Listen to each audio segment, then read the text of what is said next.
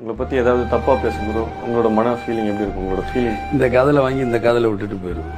ஏன்னா நம்ம எதையோ ஒன்று நினைச்சு வெற்றி காணணும்னு போயிட்டு இருப்போம். இதெல்லாம் சின்ன மேட்டர். இப்போ ரோட்டில் நம்ம வீடு பக்கத்து இருக்காரு, என்னங்க உங்களை பார்த்து போறான் நீங்கள் அதை கவனம் செலுத்துனீங்கன்னா நீங்கள் எதை நோக்கி போறீங்களோ அதை அடிபட்டு. இதெல்லாம் பேசினா பேசிருப்போம். நம்மளுக்கு என்ன, நம்ம அடைய வேண்டிய இடத்த அடைஞ்சா அதே வாய், ஆஹா நான் அப்பவே நினைச்சேன், அப்பவே இப்படி வரும் அப்படி வரும், அந்த வாய் அப்படி பேச மாத்திக்கிறப்போ. அதனால இப்போ எதுவுமா பேசலாம், அதை பற்றி நான் கவலையே படல.